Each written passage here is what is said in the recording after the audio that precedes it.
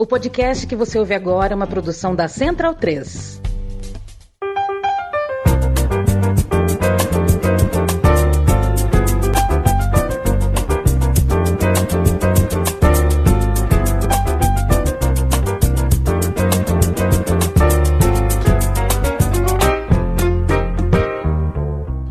Muito boa tarde aos ouvintes da Central 3. Está começando mais uma edição do podcast Meio Campo em Clima Olímpico, né? Estamos gravando agora ao vivo na sexta-feira, dia 26 de julho de 2024. Agora são 15 horas e 3 minutos aqui na República, em boa parte da República Federativa do Brasil, enquanto que lá do outro lado do Atlântico acabou de passar, né, a delegação brasileira pelas águas do Rio Sena aos olhos de Bruno Bonsante, que desfalca essa edição, está de férias, né, na verdade, por um excelente motivo. Também não contaremos, né, com a presença dos dois Leandros, né, o Yamin e o Stein, porque ambos estão trabalhando, né, na cobertura dos Jogos Olímpicos, e esse vai ser, né, um dos principais temas desta edição e de algumas aí nas próximas semanas, né? Afinal, estamos falando do maior evento poliesportivo do mundo. Tem futebol, apesar que muitas vezes, principalmente o futebol masculino, acaba passando batido, né, por conta, enfim, do modelo adotado, mas deu o que falar também nessa rodada de abertura, tanto no feminino quanto no masculino, e estamos aqui, eu e Felipe Lobo. Ô Lobo, você gosta de abertura, de eventos esportivos? Eu lembro que uma vez eu fui jogar um torneio no São Paulo Futebol Clube, e teve lá, né, no ginásio poliesportivo, né, as delegações entrando. A gente tinha o time que eu jogava, que era o AMB, a gente tinha que vestir o conjunto esportivo, né, ficar na fila, tudo. Mas eu gostava, eu tirava mó barato, né, nessas situações, enfim. E quando eu era pequeno, né, queria ser jogador de futebol ou basquete, e meu sonho era antes participar de uma Olimpíada do que da Copa do Mundo, propriamente. É legal, né? Salve, salve, Matias, e boa tarde, boa noite, bom dia a todos os nossos amigos e amigas espalhados por aí nos ouvindo. Provavelmente a imensa maioria ouvindo em podcast já bem depois da abertura. Mas na Olimpíada, particularmente, eu acho muito importante que tenha uma cerimônia mesmo de abertura e tudo mais. O que eu sou contra é fazer a abertura da Copa, por exemplo, no dia do jogo de abertura. Porque eu acho que foi na África do Sul que teve um evento prévio, que até teve a Shakira, em Joanesburgo, até que tinha o Soccer City, né, que era o estádio grandão lá, onde foi a final. E tinha o estádio, o outro estádio de Joanesburgo, que era menor, que era o Ellis Park, que o Brasil estreou. Teve um evento na noite anterior da abertura lá. E isso eu acho uma boa ideia. Eu acho que a abertura tem que ser um evento à parte mesmo, porque ela tem que ser um espetáculo. Quando você compra o jogo de abertura, você quer ver o jogo de abertura, né? Não exatamente a cerimônia. Então, mas a Olimpíada é fundamental ter um momento desse, porque é muito diferente da Copa, que é um esporte só, né? E aqui a gente está falando de um multiculturalismo que a Copa não permite, né? A Copa nunca vai ter, espero, nunca vai ter 200 e poucos participantes. Né? Seriam todos. Não dá para duvidar, né? Dos nossos dirigentes. Mas a Olimpíada é muito diferente nesse aspecto, né? E traz muita visibilidade para muitos desses atletas que não são conhecidos, né? Do público mundial. Então, eu acho interessante. E eu achei essa ideia de Paris muito legal. É muito difícil de fazer isso, né? De fazer uma abertura no Rio Sena e tal. Mas eu achei a ideia bem boa. Eu acho que é louvável que eles tenham tentado tirar um pouco essa perspectiva. E essa coisa Eu não sei, a gente que joga videogame, assim, eu tô achando esse cara com a tocha aí uma coisa meio Assassin's Creed, assim. Quem tá vendo parece um pouco um personagem de Assassin's Creed nos telhados e tal. Mas eu acho legal, inclusive eu acho legal a coisa do porta-bandeira. Então você vê que caras do tamanho do LeBron James se emocionam em ser porta-bandeira do seu país. Então eu acho que tem uma representatividade aí que é muito legal e tal. Eu sei que existe uma discussão, e você certamente está mais por dentro que eu aqui, sobre a questão nacionalista, até existe isso em vários países, até o namorado de uma amiga nossa aqui, que é alemão, né? Ela mora a amiga da Gabi mora em Berlim, ela é casada com um alemão, e ele até falou, quando ele veio para o Brasil, sobre eles têm uma questão com o nacionalismo muito delicada, assim, os alemães têm muita restrição de vestir, essa coisa meio vestir as cores do país, a bandeira, portar a bandeira.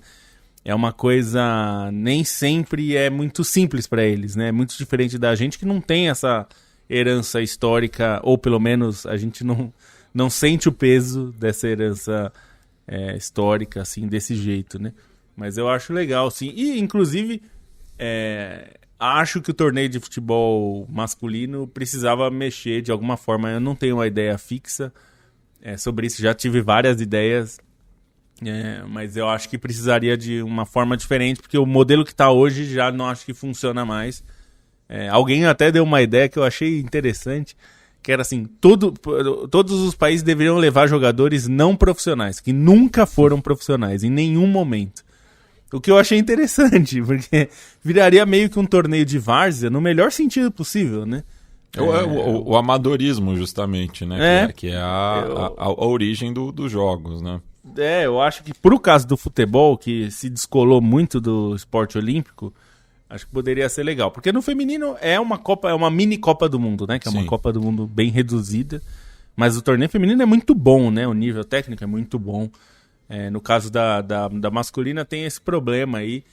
Ou então algumas regras que os anos 80 tiveram que seriam boas, a gente até pode discutir, né? De não ter jogado pela seleção principal, alguma coisa assim. Eu era muito pequeno, né? Enfim, eu sou de 86, não acompanhei, evidentemente, né, os jogos de 84, nem de 88, mas essa regra eu acho que era interessante, né? E acabava até servindo como uma forma de homenagem, né, para jogadores que tiveram uma carreira consistente, né? Enfim, mas ficaram assim ali no limite, né, de chegar na seleção, enfim, é uma certa forma, né, de resgate, assim, né, de uma homenagem para atletas de alto nível também, né, mas que faltou um pouco, né, para atingir o topo nos seus respectivos países, né.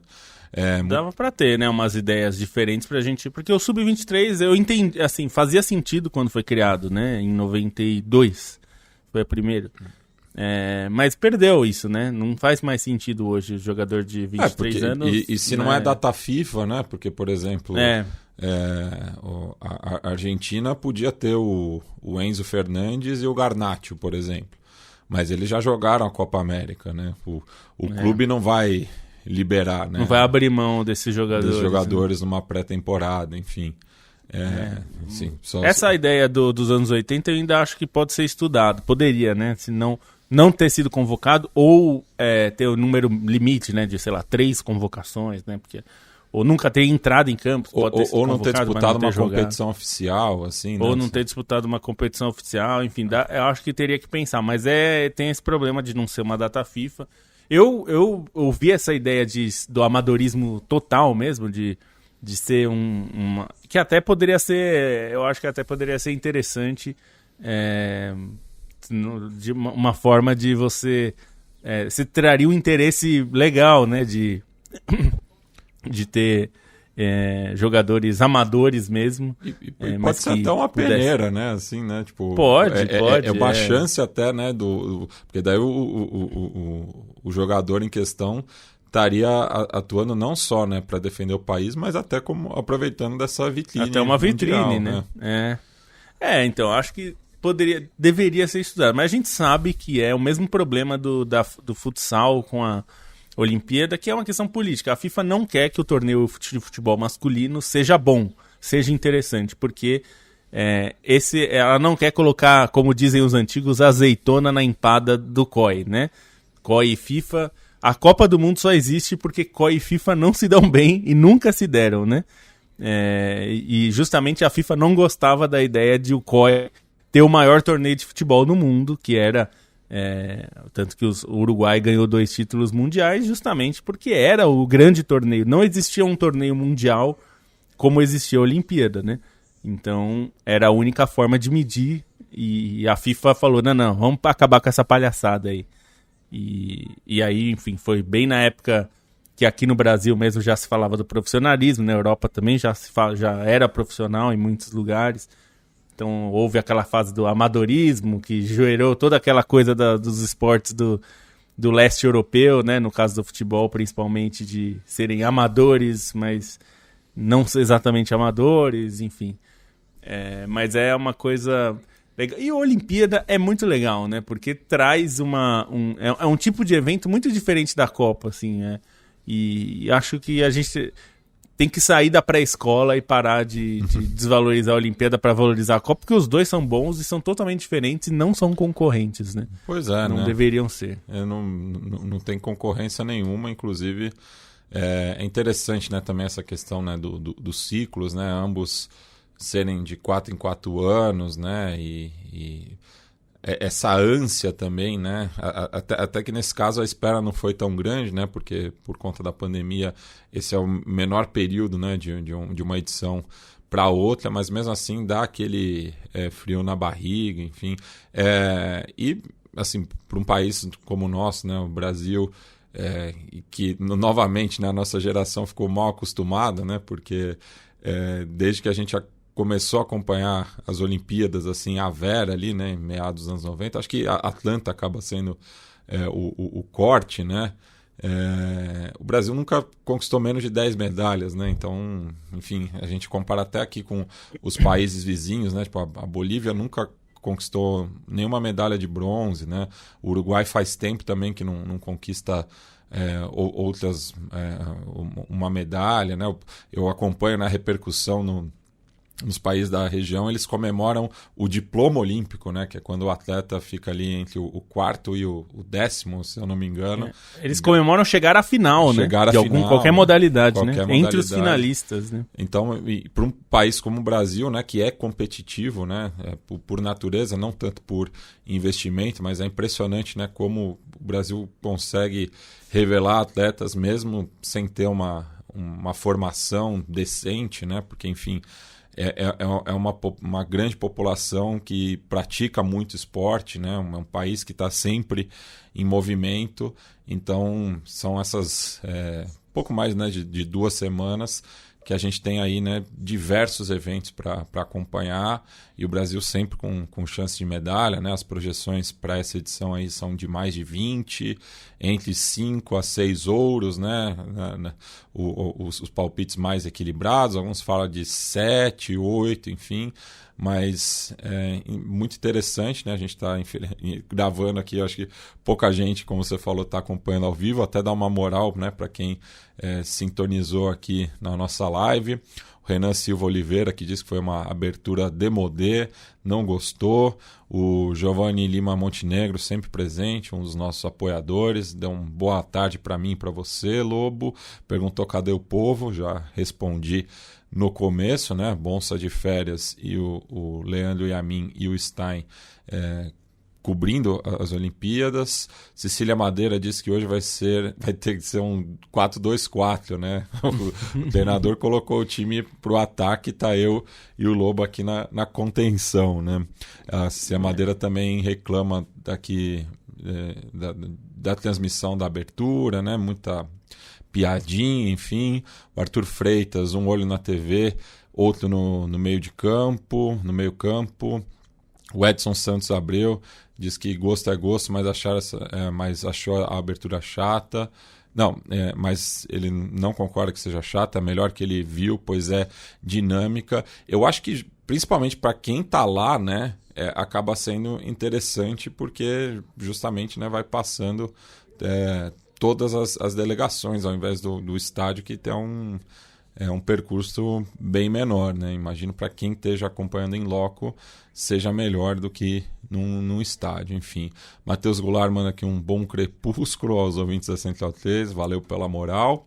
E vamos começar falando, né, justamente do torneio olímpico, que até por uma questão do calendário apertado, né, dos jogos, acaba começando antes mesmo da abertura, né? E na quarta-feira tivemos a primeira rodada do torneio masculino, sem nenhuma grande surpresa, né? Eu acho até assim, eu gostei, por exemplo, da atuação da República Dominicana, né? Que faz a sua estreia nos jogos, conseguiu segurar o empate com o Egito. Eu acho que essa foi a surpresa do dia, mas de resto não tivemos assim resultados tão impressionantes. Não dá para falar, por exemplo, que a vitória de Marrocos sobre a Argentina seja uma surpresa, né? Porque Marrocos é um dos tantos países africanos que acabam se aproveitando, né, da formação dos clubes franceses, né? Porque tem muitos jogadores nascidos na França, né? E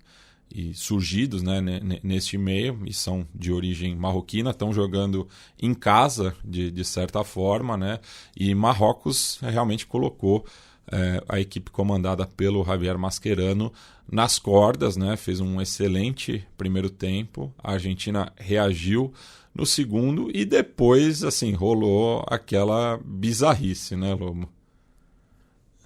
É uma das coisas mais inacreditáveis que eu já vi. Sinceramente, Matias, eu acho que eu nunca vi algo tão bizarro. Ainda bem que aconteceu na França. Eu fico pensando se acontece um negócio desse na Olimpíada no Brasil, vão falar que a culpa é do Brasil, né? Porque aqui é várzea. Porque, pelo amor de Deus, assim, é aquilo... E eu, assim, sinceramente, eu acho que foi muito errado o jeito que foi feito.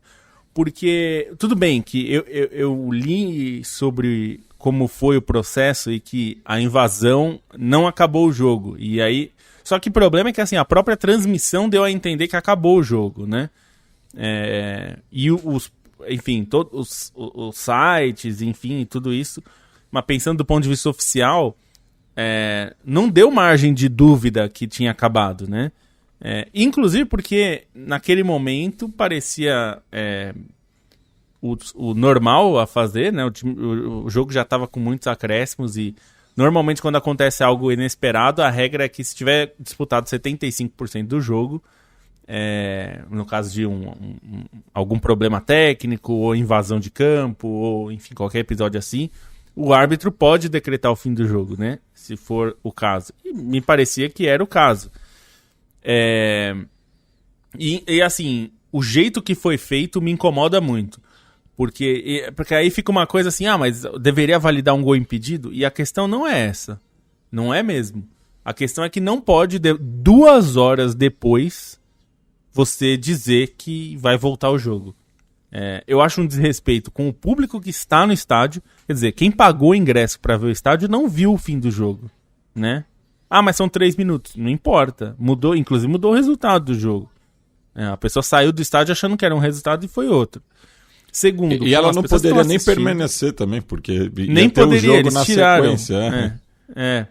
E eu acho um desrespeito com as pessoas que estavam assistindo, que é um grande número de pessoas assistem pela TV, e, enfim, por tudo mais.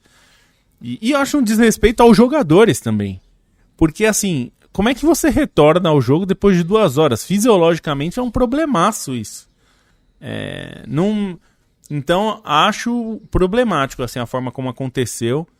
Achei uma solução ruim e eu entendo que é muito ruim perceber que houve um gol mal validado, que não deveria ter sido validado, mas acho que o prejuízo ao jogo foi muito maior fazendo tudo isso, retornando. Assim, achei que foi... A emenda saiu pior que o soneto, para ficar na frase... feita que se usa dos antigos, e aí não é uma questão de ser Argentina, que não é justo, não é isso. Eu acho que pro torneio isso é muito ruim, não pode acontecer isso. Eu acho que isso daí entra bem naquele aspecto de assim, tem erros que é melhor deixar do jeito que tá do que tentar corrigir, porque me pareceu que foi isso que eles fizeram e foi bizarro, assim. E aí, né, de novo, não é sobre a parte esportiva. O gol foi impedido. O problema é que não dá para você avisar os jogadores 2 horas depois que o gol não valeu e que vão ter que jogar mais 3 minutos. Assim. Não, sendo que já tinha eu acho inaceitável. Já tinha estourado até os acréscimos, né?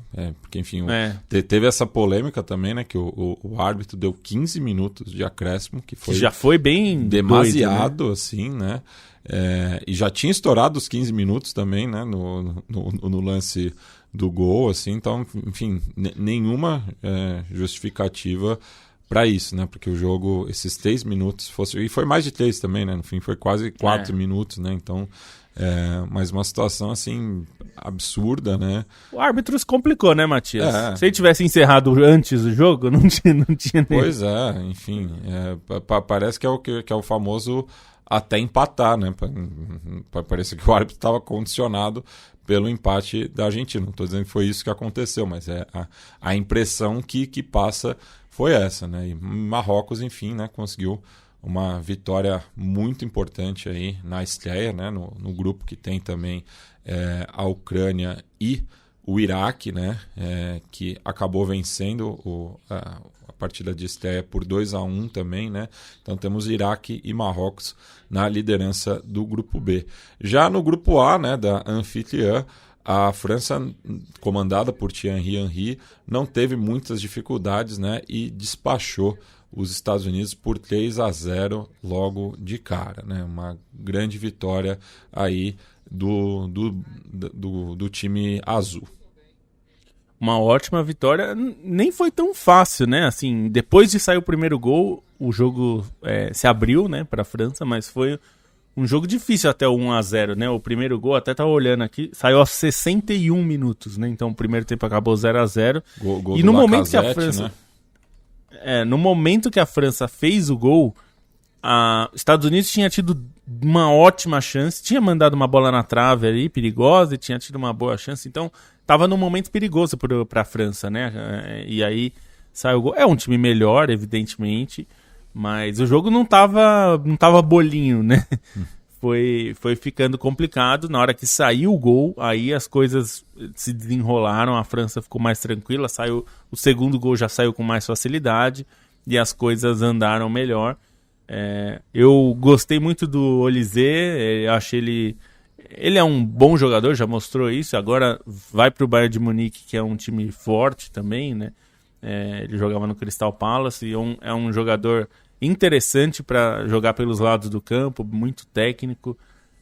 Então eu gostei bastante dele. O time americano é muito cru ainda, né? Os jogadores não parecem muito... Parece um time de base mesmo, né? Normalmente um time de sub-23 você consegue combinar um pouco a experiência dos jogadores. E normalmente são jogadores com um pouquinho mais de experiência já, né? Em termos de jogar entre os profissionais. E a sensação parecia que o time dos Estados Unidos parecia um time muito de base ainda. Mas gostei do Kevin Paredes. Acho que o Kevin Paredes é um bom jogador ali. Tem pinta de que vai ser um jogador da seleção principal americana. É um jogador que tem a carreira na Alemanha, né? Enfim, é um jogador que tem potencial técnico para estar entre os profissionais americanos. E, enfim, ele já me parece um jogador desse time que vai estar entre os profissionais. No mais, não sei, não me empolgou muito esse time americano não, Matias. O Kevin Paredes, que também poderia jogar, né, pela seleção dominicana, né, já que ele é filho de pais... ele é de origem dominicana, né? Nascido na Virgínia. E curioso, né, que 2 dos 3 gols da França foram marcados, né, pelos jogadores acima de 23 anos, né? O Badé e o Lacazette, né? Acabaram fazendo a diferença nesse sentido. Também tivemos... Kevin Paredes, que hoje... que ele atua no Wolfsburg. Hoje joga no Wolfsburg. Ele não joga muito, na verdade, mas ele é do Wolfsburg. Também tivemos a estreia da Espanha, né, que se na Eurocopa tinha um time muito jovem, né, poderia ser um time até mais forte, né, muitos jogadores que participaram aí do último título continental da Espanha estão em idade olímpica, né? O próprio Yamal pode jogar até a próxima Olimpíada ainda, né? Vai estar com idade. Então, nesse aspecto, né, a Espanha estava desfalcada e conseguiu uma vitória importante, né, contra o Uzbequistão. Curioso que é a primeira vez, né, que uma seleção da Ásia Central, né, das antigas repúblicas socialistas soviéticas dessa região participa, né, do futebol olímpico, e a Espanha, enfim, conseguiu aí uma boa vitória por 2-1, né, uma também das favoritas aí pela medalha de ouro. É verdade, é um time, assim, se a gente for ver, né, a gente discutiu na Eurocopa o Cucurella e o Grimaldo, né? Que são dois laterais esquerdos excelentes. O Grimaldo fez uma temporada muito boa no Leverkusen. E o lateral do time de base, do time sub-23, é muito bom também, né? O Juan Miranda é outro jogador muito bom. Esse é outro que eu acho que tem potencial para estar na seleção principal da Espanha, mas a concorrência é muito pesada, né? Mas nesse time ele é um destaque. E o Sérgio Gomes, que é um jogador que muitas vezes já jogou de lateral esquerdo, né, mas nesse caso está jogando no ataque, fez um dos gols. E para mim ainda o principal jogador desse time que mais me chama a atenção ainda é o Alejandro Baena. Faz bom, assim, ele tem qualidades técnicas interessantes. E o Uzbequistão levou o Shomurodov, ex-jogador da Roma, né, que foi como time principal, até porque é uma rara chance do Uzbequistão jogar uma competição de porte, né? Embora o Uzbequistão já tenha batido na trave para ir para a Copa, e talvez a próxima Copa seja o momento que vai conseguir, né? Mas já teve times melhores também, né? O Uzbequistão já teve times mais fortes que não conseguiram chegar à Copa. De qualquer forma, boa estreia da Espanha, uma atuação segura, e vamos ver como é que vai se desenvolver para o resto do campeonato, né? Pois e também tivemos no grupo D uma vitória maiúscula do Japão, né, sobre o Paraguai. Eu acompanhei esse jogo na íntegra, né, fiquei muito impressionado com a seleção japonesa, né, que foi para cima, né, não tomou conhecimento da seleção sul-americana. Destaque pro meia, né, o camisa 10, o Koki Saito, que participou de quase todas as jogadas de gol, né, fez 2 assistências. Também o Mito, né, que fez os 2 primeiros gols. Mas um time muito veloz, né, do Japão, né, com bastante controle de bola, deixou a equipe paraguaia em maus lençóis, né, que tinha como alguns dos veteranos, né, jogadores conhecidos aqui do futebol brasileiro, né, como o Gatito Fernandes e o Balbuena, e que, enfim, não mostrou, né, a que veio. Lembrando que a única medalha que o Paraguai tem nos Jogos Olímpicos é justamente a medalha de prata conquistada pelo futebol masculino há 20 anos, né, em 2004, quando fez a final contra a Argentina naquela ocasião. Mas, enfim, uma vitória que deixa o Japão aí, né, já como uma das seleções a serem vistas de perto, né? E até curioso, né, que no grupo de apoiadores da Trivela, né, eu não lembro agora o nome do nosso apoiador, mas a gente até comentou, né, que 3 jogadores, né, da seleção japonesa atuam pela equipe belga, o Sint-Trude, né, que foi adquirido recentemente, né, por um empresário japonês. Então tem feito, né, esse trabalho de prospecção, né, nos clubes japoneses e levado, né, talentos ali do país do leste da Ásia para o campeonato belga, né? E, inclusive o goleiro, né, o Kokubo, e o capitão, o Fujita, ambos também filhos de pais nigerianos, né? Então tem esse elemento aí curioso da seleção japonesa. Aliás, esse é um aspecto que o Biratan Leal já disse, né, várias vezes, já na nossa época ainda de Trivela, que esse é algo que tem acontecido mais no Japão, essa miscigenação. Já teve alguns jogadores japoneses que têm origens de outros lugares, né, nesse caso nigeriano, mas teve um atacante que era de origem holandesa também, nascido e criado no Japão, mas acho que o pai dele era holandês, porque até ele tinha um sobrenome bem holandês. E isso, a gente sabe que o Japão é um país muito mais fechado nesse tipo de coisa, né? E a gente está vendo acontecer. E em campo foi um time que também me surpreendeu, viu, Matias?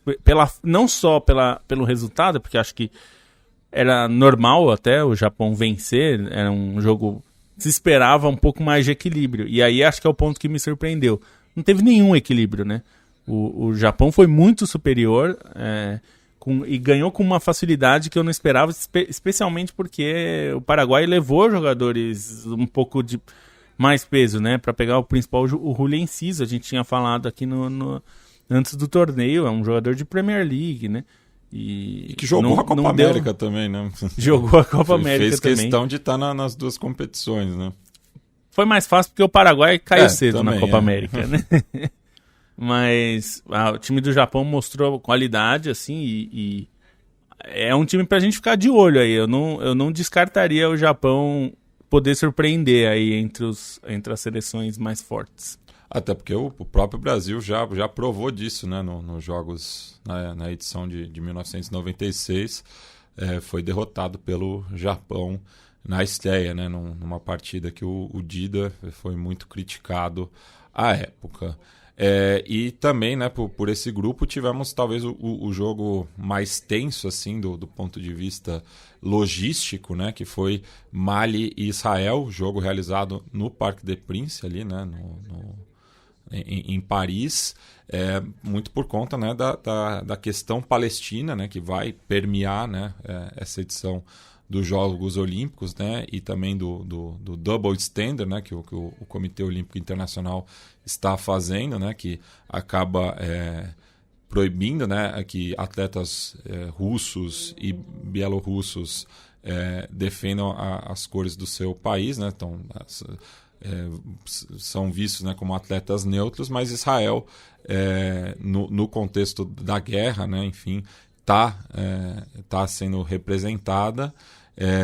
E então é uma questão, né, que vai chamar atenção, ainda mais contra a Mali, que é um país, né, de maioria muçulmana e que tem, né, uma comunidade muito grande na França, porque também foi uma ex-colônia francesa, né? Então felizmente não ocorreu nada, né, durante a partida, um empate em 1 gol, mas era um dos jogos aí que preocupavam as autoridades francesas. E até foi uma discussão antes do torneio, nos meses antes, se Israel teria autorização para participar, né? Havia uma possibilidade de Israel ser banido da competição por causa da guerra. Obviamente não aconteceu nada, o Israel está jogando. Se discutiu por causa da Rússia, né? A Rússia sofreu um banimento similar por causa da guerra também. A Rússia, por exemplo, não jogou as eliminatórias, não está autorizada a jogar as eliminatórias para a próxima Copa, né? Não tem autorização para jogar, não vai estar na Copa porque não vai poder jogar as eliminatórias. Mas no caso de Israel, isso não foi aprovado. Mas que bom que não aconteceu nada, espero que não aconteça, até porque Israel tem um time bom, então é muito possível que Israel brigue pela classificação, né, e pode avançar para os mata-matas. Fez um ótimo Mundial Sub-20, né, eliminando inclusive o Brasil também, né, então é um time que pode avançar ainda, né? Então teremos, né, na próxima rodada, amanhã, sábado, dia 27, alguns confrontos interessantes, né? Esse República Dominicana e Espanha deve ser, porque são jogadores que se conhecem bastante, né? Boa parte, né, da delegação dominicana atua, né, no Campeonato Espanhol, são jogadores formados na Espanha, né? Um jogo que chama a atenção. Teremos também França e Guiné, né? Também um confronto aí de jogadores que se conhecem também, né? Estão no mesmo universo futebolístico. E lembrando, né, que todos os jogos acontecem no mesmo dia, né? E são 2 jogos por sede, né? Os estádios dessa edição, né, estão, né, entre Paris, Bordeaux, Lyon, Marseille, Nantes, Nice e Saint-Étienne, né? Então são essas as sedes do futebol, que é uma das modalidades que acaba saindo, né, da cidade, né, que recebe os jogos, né? Assim como o surf, né, que vai ser disputado no Tahiti, do outro lado do mundo. Esse é exótico, né? Mas eu sempre lembro daquela trivia, né, Matias, que a maior fronteira terrestre da França é com o Brasil, né? É com o Brasil, a Guiana Francesa, né? Porque é um departamento ultramarino, né? Que é um eufemismo para colônia, né? Colônia, enfim. Na verdade, a França talvez seja o país que hoje tem mais colônias, né? Pois é. Que ainda são colônias, são né? colônias, né? Porque tem um monte, né? Na Oceania, no Caribe, no Oceano Índico, enfim. Passando agora para o torneio das mulheres, né? Tivemos também bons confrontos, né? Principalmente esse Espanha e Japão, né? Aqui, 2 seleções que foram campeãs mundiais recentemente, né? 2 das mais tradicionais, enfim, do futebol de mulheres, e um jogo, né, no qual o Japão saiu na frente, mas as atuais campeãs mundiais conseguiram a virada, e é o grupo do Brasil, né, que teve uma estreia difícil, mas conseguiu conquistar os 3 pontos. Esse grupo é um grupo pedreiraça, né, para o Brasil, porque o Brasil enfrentou o time mais acessível do grupo, e era a Nigéria, que está longe de ser um time fácil de enfrentar, né? Mas realmente esse duelo Espanha e Japão é o que chamava mais atenção. São 2 seleções que entram já brigando como candidatas a medalhas, né? São 2 seleções fortes, a Espanha campeã do mundo, e de novo uma Espanha regida pela Aitana Bonmatí, que foi eleita a melhor jogadora da Copa e depois ganhou o prêmio mundial também.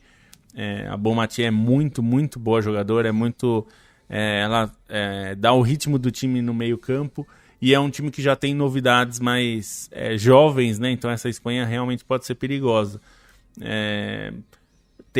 Deve ser muito, assim, o grupo é muito difícil para o Brasil, a chance é que pode classificar em terceiro, né? Sim, claro, são 3 grupos, né? Os 2 melhores terceiros classificam. 2/3 dos times passam de fase, né? Então a chance de classificar é bem maior, né? Mas mesmo assim é um grupo difícil. Eu acho que o Brasil tem condição de brigar. Acho mais até com o Japão do que com a Espanha nesse momento, porque o Japão hoje é uma seleção ainda melhor que o Brasil, mas tem jogo. Acho que a Espanha, se a Espanha jogar o que sabe, acho que não dá para ter muito jogo hoje, né?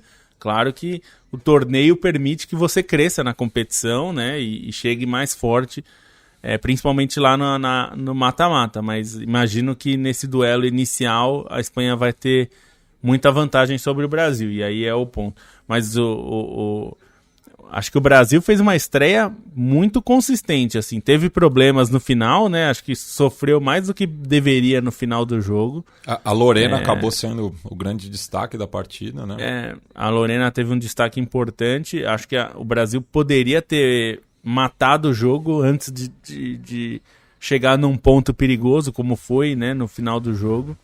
Mas também é difícil de você dizer que o time precisa definir antes com um adversário que era um adversário que se considerava difícil mesmo. Não era para ser fácil.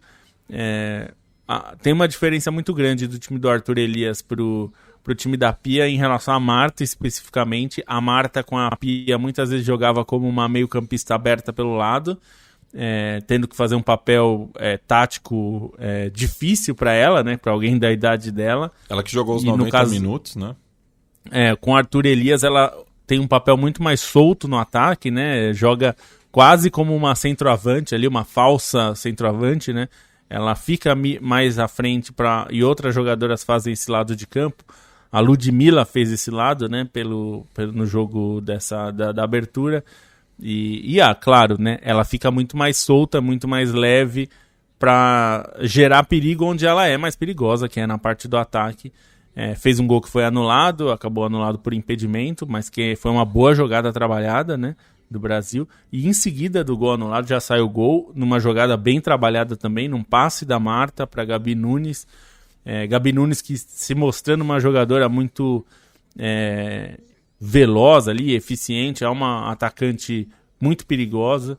Então eu achei que a estreia do Brasil foi muito boa. Ainda tem um problema que é um problema que vem desde a época da Pia, dá para ver que está tentando ser consertado, mas é que o meio-campo ainda não consegue ter controle do jogo, né? E isso eventualmente pode ser um problema. Mas é um time que tem qualidades ali. Vai precisar melhorar ainda em alguns aspectos. Mas é um time que tem qualidades. Eu achei que fez uma boa estreia. Acho que uma estreia até animadora, pensando que é um grupo difícil, vai ter dificuldade. O jogo mais fácil do grupo já passou. Vai ter 2 jogos que agora são pedreiras, que o time vai enfrentar equipes melhores, né? Mais qualificadas e mais prontas, principalmente. Então, acho que foi animador, mas vamos ver como vai ser daqui em diante, porque provavelmente o Brasil vai sofrer um pouco para classificar. Imagino que vá classificar, mas aí a partir do mata-mata a coisa tende a ficar ainda mais difícil, né, Matias? É algo que a gente vai ter que ver como as coisas vão se desenrolar. Mas eu gostei da atuação do time. Fica a preocupação da Tamires, né? Saiu machucada, é uma jogadora importante ali pelo lado esquerdo. Não sei se vai ter condição de voltar a jogar na próxima partida, porque a Olimpíada é muito atropelada, né? Os jogos são muito rápidos. É diferente da Copa, que dura um mês, né? A Olimpíada dura bem menos. Então é muito mais corrido. Então é difícil saber se ela vai ter condição de jogar o próximo jogo. E ela faz falta, que eu acho que ela não tem uma lateral na mesma característica que ela, que é muito técnica, chega muito ao ataque, constrói muito o jogo, né? Mas acho que o Brasil deu bons sinais. Vamos ver se consegue manter. Pois é, né? E já no grupo das anfitriãs, né? A França conseguiu uma vitória também complicada, né? Contra a Colômbia, né? Abriu uma boa vantagem, mas a equipe sul-americana reagiu, né? E mesmo com uma a menos, quase conseguiu um empate. Eu gostei bastante da atuação das cafeteiras nessa estreia, né? Num grupo que ainda tem uma campeã olímpica, né? O Canadá, as detentoras, né? Atuais da medalha de ouro, e a Nova Zelândia, né? O Canadá, que conseguiu também uma vitória apertada, né? Contra as neozelandesas por 2-1. Ali a gente tem vários times com níveis similares, né? Nesse time, nessa Olimpíada, né? Acho que tem a França fez uma estreia que parecia fácil e se tornou difícil, né? Acho que a Colômbia, se não tivesse bobeado tanto, principalmente no primeiro tempo, teria causado muito mais problemas, né? A segunda etapa da Colômbia poderia ter saído com empate. Faltou pouco, assim, e acho que se deve muita desatenção no começo do jogo. A marcação estava horrorosa, né?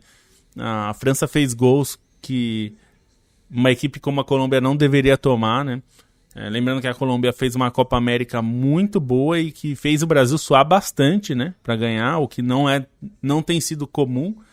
O Brasil normalmente vinha ganhando com facilidade a Copa América, e foi a Colômbia que mais complicou para o Brasil. E acho que dos outros destaques, eu diria que os Estados Unidos causou uma boa impressão, depois de uma Copa do Mundo que foi um pouco decepcionante, né? A seleção americana, que conseguiu ter uma atuação um pouco mais fluida, principalmente no ataque. É uma seleção que tem algumas jogadoras mais jovens, né? Lembrando que a Alex Morgan não foi para a Copa, né? Não foi convocada. A Emma Hayes, que é a técnica inglesa, né? Que assumiu o comando, é a ex-treinadora do Chelsea, tem apostado em algumas jogadoras mais jovens. A Trinity Rodman é uma delas, fez uma boa atuação. Tem a Sophia Smith, que é um destaque da Liga Americana feminina também. Então, são jogadoras muito boas. Teve 2 gols da Mallory Swanson, que é uma jogadora da Liga local também, que é muito boa. A grande capitã do time, que assumiu a condição de líder, né, depois dessa leva de aposentadorias que a seleção americana viveu, que é a Lindsay Lohan, tem comandado bem o time, né, fez uma ótima atuação também. A imprensa americana gostou bastante da estreia, e isso eu tava olhando para isso porque a seleção americana foi muito criticada, né, no ciclo da Copa, e agora a atuação animou. Claro que a Zâmbia é uma das seleções mais fracas da Copa, talvez da Olimpíada, quer dizer. Talvez seja a mais fraca, inclusive, tecnicamente. Então não dá para dizer que os Estados Unidos fez um jogo contra uma seleção difícil, mas acho que as americanas estavam precisando de uma atuação convincente para um time que vem jogando tão mal, né, desde a Copa do Mundo, com uma eliminação precoce e muito discutida, né, pela forma como aconteceu contra a Suécia. Então, interessante. E acho que vai ser interessante justamente porque uma das melhores seleções femininas, que é a Alemanha, que continua sendo uma seleção muito forte, que venceu a Austrália, e vai ser o jogo da segunda rodada, né, Estados Unidos e Alemanha. Acho que vai ser um jogo que vai ser muito mais interessante para a gente ver o nível dessas duas seleções, né? A Alemanha tentando se reconstruir, montar um novo time. Tem algumas jogadoras muito boas. A Liga Alemã é uma liga muito forte há muito tempo, né? É a liga que primeiro resolveu investir, das grandes ligas, né? Foi a liga que primeiro resolveu investir no futebol feminino. Então tem uma forte presença local, né, na seleção alemã. Muitas jogadoras que atuam no futebol local e que têm alto nível, né? Jogam Champions League. Então acho que deve ser um jogo... Do torneio feminino, esse é o jogo que eu mais prestaria atenção nessa segunda rodada. Estados Unidos e Alemanha deve ser um jogo interessante porque são 2 times candidatos à medalha, né? 2 seleções que já foram campeãs olímpicas, né, entre as mulheres, então um duelo bastante chamativo, né?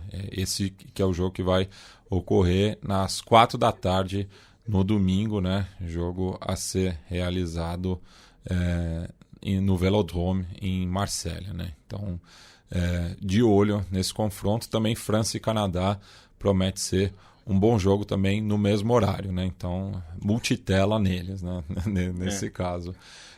E curioso que a França, né, que é um país assim que no geral é muito forte, né, nas modalidades coletivas, né? Isso muito por conta, né, do sistema educacional francês, né, que dá muita ênfase a parte esportiva também, mas no futebol de mulheres nunca conquistou nenhuma medalha, né?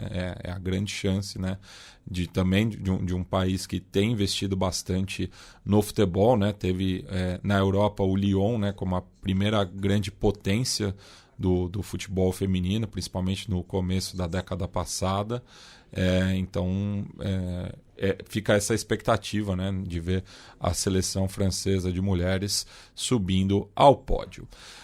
Bem, Felipe Lobo, passemos agora para o momento KTO, né? Lembrando que a KTO está desde 2021 apoiando esse projeto, né, quando ainda levava o nome anterior, e mantiveram essa parceria, né, agora com o meio-campo desde o começo de 2024. Somos muito gratos aos nossos parceiros lá do Rio Grande do Sul. E o Momento KTO é aquele no qual o Lobo dá 3 dicas aí, né, baseados nas odds da KTO, que sempre tem, né, novidades interessantes aí para você fazer a sua fezinha. Sempre lembrando, aposte com responsabilidade. pode, não vai jogar o dinheiro do aluguel, da pensão, do financiamento, enfim.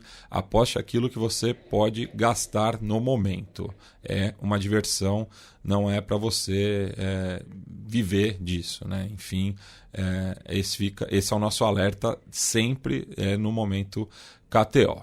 Então, qual é a boa, Lobo? É isso. Aposta é diversão, não é investimento também. Não podemos esquecer disso. Bom, o torneio masculino tem alguns jogos bons nesse sábado, que eu ficaria de olho. Argentina e Iraque, a cotação de mais de 2,5 gols tá pagando 1,64. Se a gente pensar no caos que foi o jogo da Argentina, tanto porque defensivamente o time mostrou problemas, quanto porque ofensivamente é um time bom, né? Não mostrou tanto nesse jogo, mas é um time capaz, né? Tem Julian Álvares e tudo mais. Está pagando 1,64. Acho uma boa cotação. Na mesma linha, França e Guiné. Vai ser um duelo interessante. A França é muito forte ofensivamente também.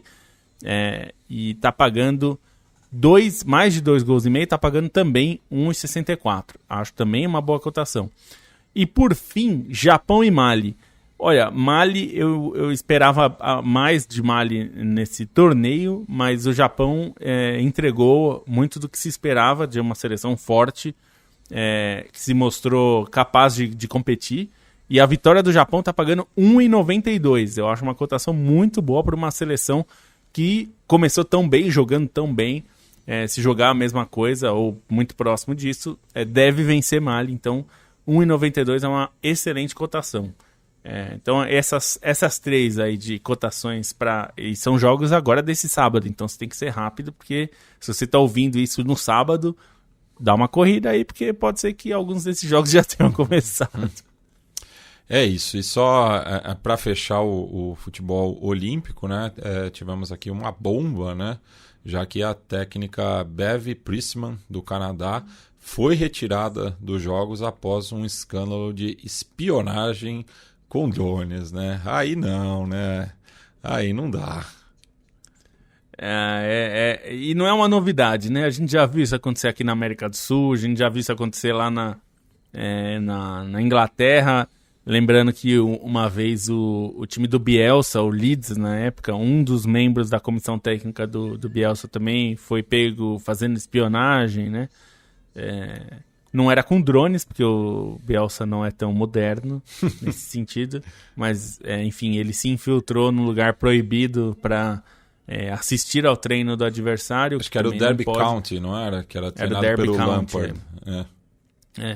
Então, a Bev Priestman não é que ela está fazendo algo que nunca foi feito, na verdade isso é feito com muita frequência e muitas vezes não é descoberto, né? Esse é o grande ponto, dessa vez foi. E vira um escândalo porque isso é muito mal visto, né? Como uma forma de você tirar a privacidade do outro time de treinar e de experimentar, de fazer coisas diferentes, inclusive para poder surpreender a adversária. No caso, 2 membros da comissão técnica do Canadá foram inclusive expulsos, mandados de volta para casa. A Bev Priestman não foi demitida.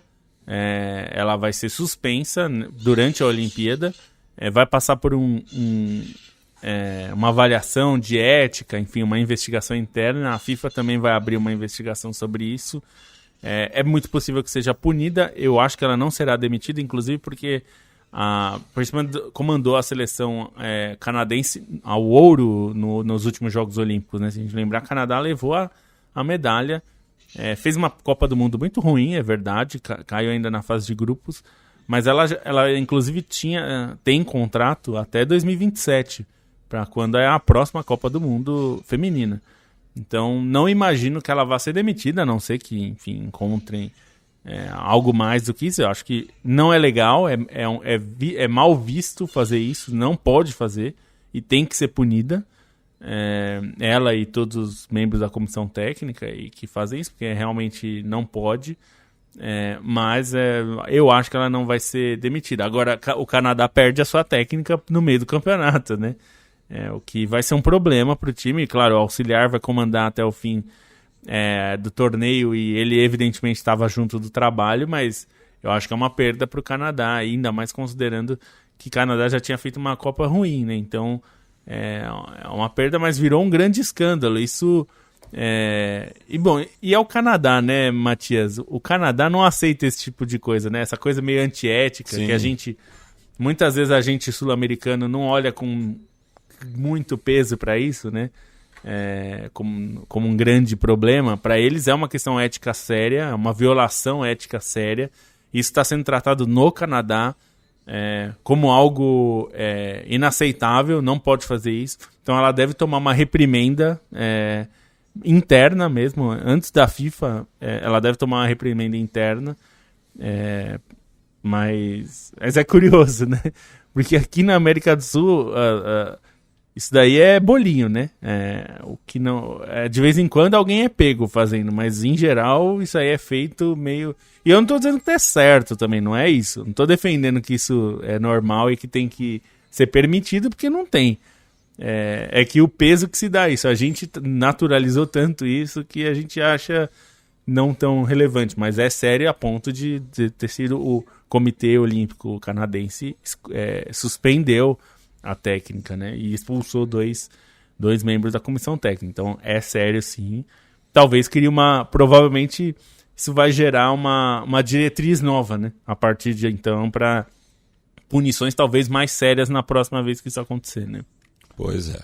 Bem, passando rapidinho aqui também pelos 16avos de final da Copa Sul-Americana, né? Tivemos as partidas de volta agora com os clubes que estavam disputando a competição desde o começo, recebendo, né, os terceiros colocados que vieram da Libertadores, né? E no caso, os clubes que vieram da Libertadores levaram uma vantagem maior, né? Foram 5 classificações contra 3, e apenas uma equipe conseguiu reverter, né, o resultado na volta, né, que foi o Huachipato, né, que acabou vencendo, né, por 1-0, havia perdido jogando em Concepción, né, por 2-3 para o Racing de Montevideo, conseguiu fazer 1-0 na capital uruguaia. A partida foi para os pênaltis e os chilenos tiveram maior felicidade, né, evitando o confronto que seria o pesadelo para os narradores, que seria Racing contra Racing, né? Então não teremos esse confronto agora nas oitavas de final. O Boca Juniors conseguiu também uma classificação agônica contra o Independiente Del Valle após o empate sem gols no Equador. Ganhou por 1-0 na Bombonera, mas teve um jogador expulso, mas aguentou, né, as investidas dos equatorianos, se classificou. Um confronto que foi bastante interessante também foi entre Bragantino e Barcelona, né? Os equatorianos tiveram 2 vezes na frente do marcador. O Bragantino foi buscar o empate em 2 oportunidades e conseguiu a virada no finalzinho, né? Venceu por 3-2 e garantiu a classificação. Outro brasileiro, né, que se classificou foi o Atlético Paranaense, né, depois de empate por 1-1 no Paraguai na semana passada, recebeu o Cerro Porteño e venceu por 2-0, num jogo que também teve bastante confusão, um expulso para cada lado. O Palestino, né, depois de tudo que aconteceu na partida da semana passada, com aquela polêmica do pênalti no final, foi até a Arena Pantanal e conseguiu uma vitória por 2-1, eliminando o conjunto brasileiro, e se junta também ao Libertad, né, que acabou eliminando a Universidade Católica, havia vencido a partida na semana passada em Assunção, e conseguiu um empate no finalzinho com o gol dele, né? Oscar Cardoso, interminável também, que havia também marcado na partida de ida. Então, com esse empate, o Libertad se classificou também. E tivemos, né, a eliminação do Internacional em Porto Alegre, já sob o comando do Roger Machado, né, que não havia comandado a equipe na partida de ida em Rosário. O Central saiu na frente, né, no Beira-Rio. O Inter ainda conseguiu um empate no comecinho do segundo tempo com o Alan Patrick, mas não evitou a eliminação, né, mas também cabe lembrar, né, que não dá para avaliar, né, só o futebol, né, das equipes, principalmente de Porto Alegre, né, mas do Rio Grande do Sul como um todo, né, por tudo que aconteceu no estado, né? O Inter está aí com uma maratona de jogos, né? Não consegue nem treinar direito, voltou a jogar em Porto Alegre recentemente, né? Estava também viajando bastante, né? Ainda tem 5 jogos atrasados do Campeonato Brasileiro, que agora vai ter espaço no calendário, né? Porque acabou sendo eliminado tanto da Copa do Brasil quanto da Copa Sul-Americana. Mas, enfim, qualquer análise que a gente fizer só de campo em relação ao Internacional, e está devendo, de fato, né? Os resultados são ruins, 10 derrotas seguidas, enfim, isso diz bastante, né? Mas seria injusto, né, da nossa parte cobrar, né, atuações muito melhores, né, ou mesmo uma classificação, né, por tudo o que as equipes gaúchas estão passando. Esse é um aspecto importante. Mesmo assim, com tudo isso, eu não assisti o jogo, mas lendo sobre o jogo, que o Inter criou bastante, né? Teve chances ali, não foi um massacre do Inter, mas que teve chances, poderia ter feito pelo menos um golzinho a mais, né? Então, acho que tem esse aspecto, por ser um trabalho novo, tem que considerar. E por todo o aspecto, nenhum time porto-alegrense e gaúcho vai ter um ano normal, né?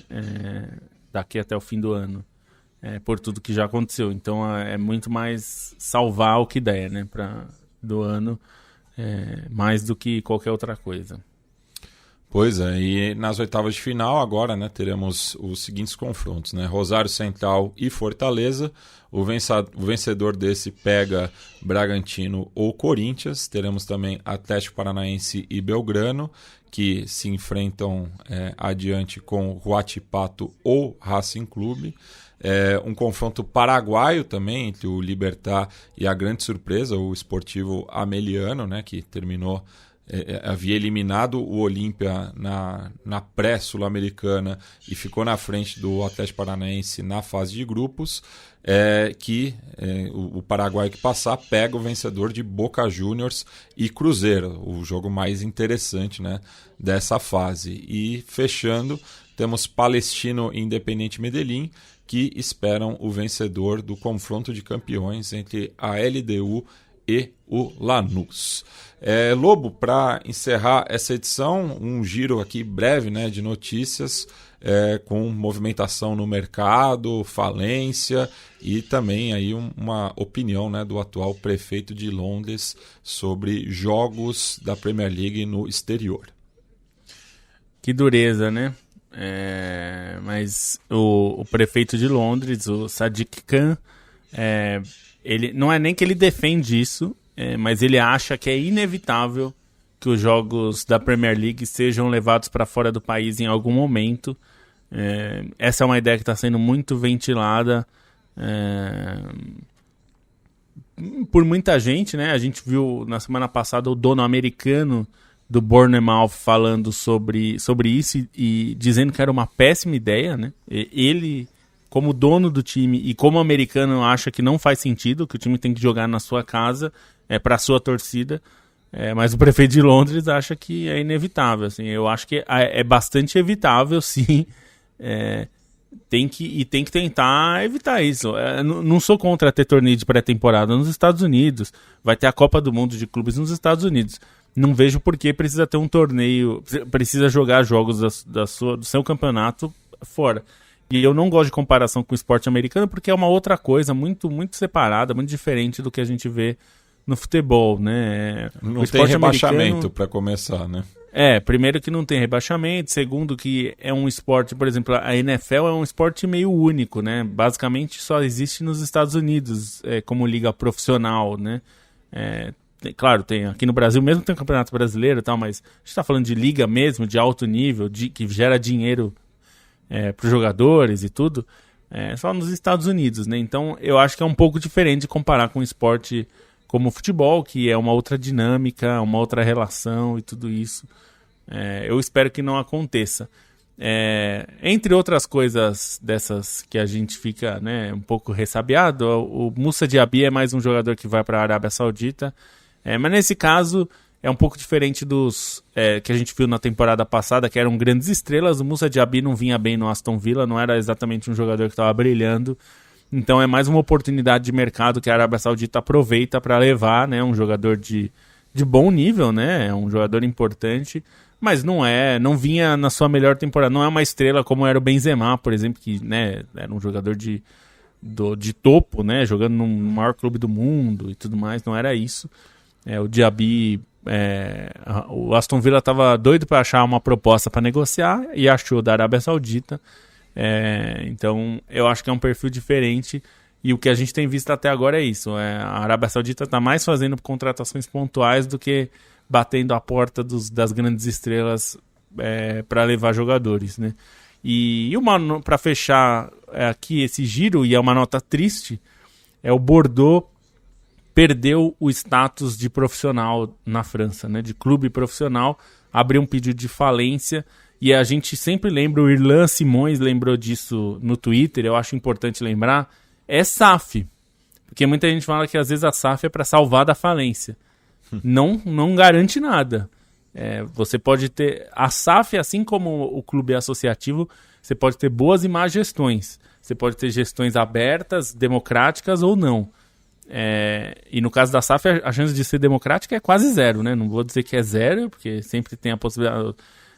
Por exemplo, vou dar um exemplo que as pessoas não gostam muito, mas, por exemplo, nos Estados Unidos tem franquias de futebol, como o do Seattle, por exemplo, que existe uma participação da torcida, inclusive na diretoria. Mas são casos muito mais exceções, né, do que, na verdade, a regra. Clubes com donos, em geral, o dono faz o que ele quiser, porque é assim que funciona. E no caso do Bordeaux, passou por vários donos, né? Fundos de investimento, dono americano, todos eles com promessa de salvar o time das dívidas, de montar equipes fortes. E o que a gente foi vendo foi o contrário. O time se enrolou mais ainda e agora abre falência. A torcida tentou fazer ali tentou salvar o time dessa falência, não conseguiu, né? Não conseguiu fazer nenhum tipo de associação com algum comprador, enfim.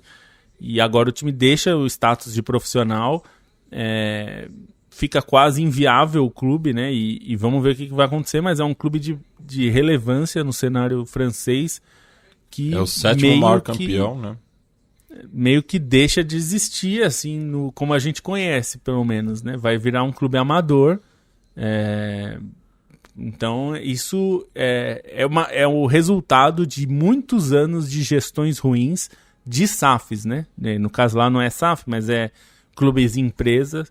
É um clube empresa que foi jogado na lata do lixo pelos seus donos, porque se tornou mais caro salvar o clube do que jogar fora. E esse é o ponto. Quando é um negócio, às vezes o dono prefere descartar do que salvar. Porque não é uma questão passional, é uma questão de negócio. E isso já aconteceu com outros clubes também.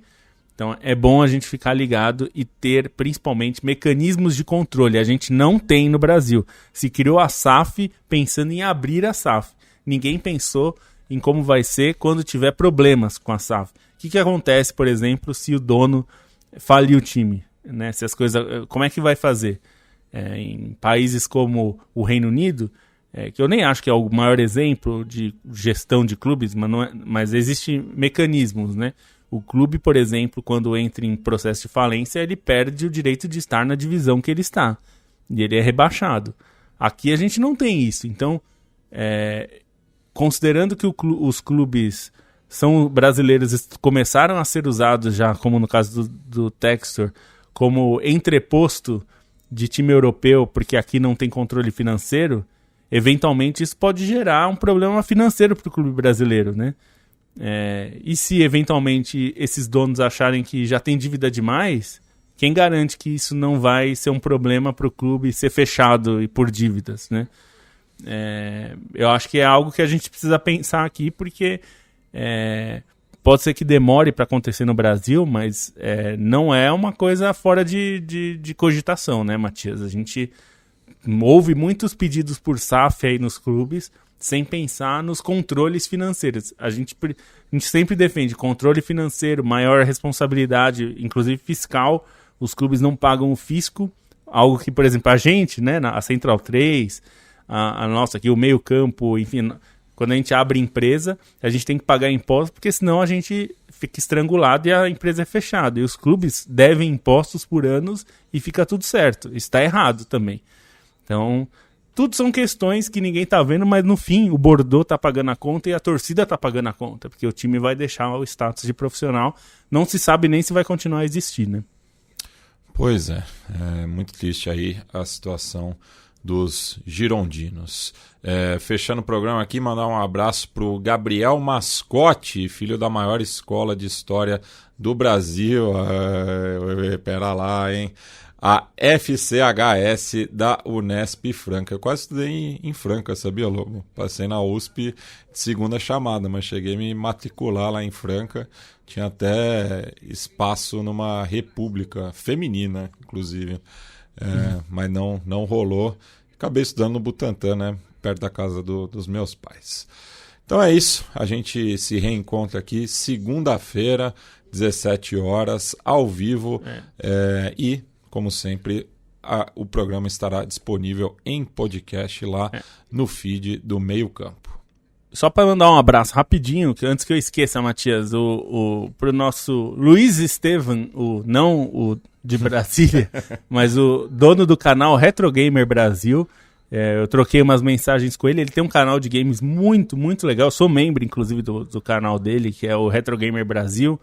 E descobri que ele é um ouvinte do podcast. Olha só. Uma curiosidade da vida, né? Abraço, a gente trocando Luiz, mensagens. Então.